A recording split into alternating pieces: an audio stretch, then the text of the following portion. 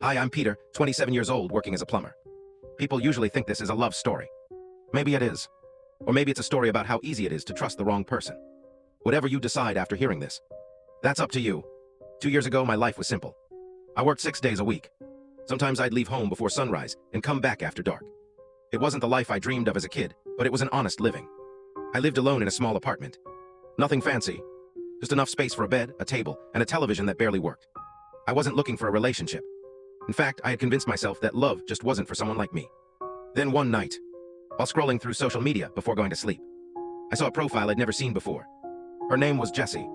She had a beautiful smile. Not the kind that looked perfect. The kind that looked genuine. Her latest post said, "Maybe one day someone will stay." I don't know why, but I left a comment. The right person will. I put my phone down and went to sleep. The next morning, there was a notification.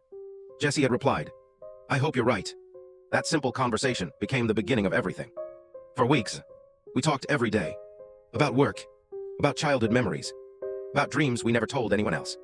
She told me she wanted to own a small cafe someday. I told her I wanted a quiet life with someone who loved me for who I was. She laughed and said, "That's not asking for too much." Little by little, she became the best part of my day. If I was having a bad day, she somehow knew exactly what to say. If I skipped lunch, she'd remind me to eat. If I worked overtime, she'd stay awake just to make sure I got home safely. No one had ever cared about me like that. After 5 months, we finally decided to meet. I was nervous. I bought a new shirt, borrowed my cousin's watch, even got a haircut. I wanted to make a good first impression. When I arrived at the cafe, she was already there. She smiled the moment she saw me. "Peter," I smiled back. "Jessie," she laughed.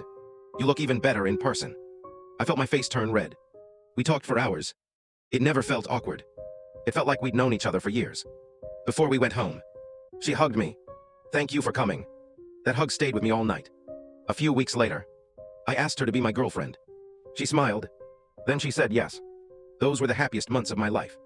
We celebrated small victories together. She surprised me with homemade food on my birthday. I surprised her with flowers whenever I had extra money. Sometimes we'd sit by the river doing absolutely nothing. And somehow, those were my favorite moments. One evening she looked at me and asked, "Peter, promise me something." "What is it?" "No matter what happens, don't leave me." I looked into her eyes and answered without hesitation, "I won't." She smiled, then rested her head on my shoulder. Looking back now, I wish I had asked her to make me the same promise. Because a few months later, things slowly started to change. It wasn't obvious at first. She started replying later than usual. She canceled our dates more often. Whenever I asked if she was okay, she'd simply say, "I'm just tired." I believed her.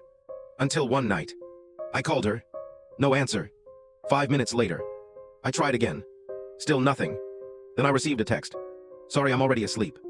I stared at my phone. Already asleep. But the message had been sent the exact second I called. Something didn't feel right. I ignored the feeling. Because when you love someone, you look for reasons to trust them, not reasons to doubt them. Days turned into weeks. The distance between us kept growing. The girl who used to tell me every little detail about her day now answered with one-word replies. The girl who couldn't sleep without saying goodnight sometimes disappeared until the next morning. Then one Saturday afternoon, everything changed. I was eating lunch at work when my phone buzzed. It was a message from an account I didn't recognize. There was no profile picture, no name, just one sentence. "If you think Jessie is only dating you, you're already too late." I read it 3 times. I wanted to believe it was a joke. I wanted to delete it and move on. But before I could, another message arrived. This time, it was a photo. The moment I opened it, my entire world stopped. "To be continued."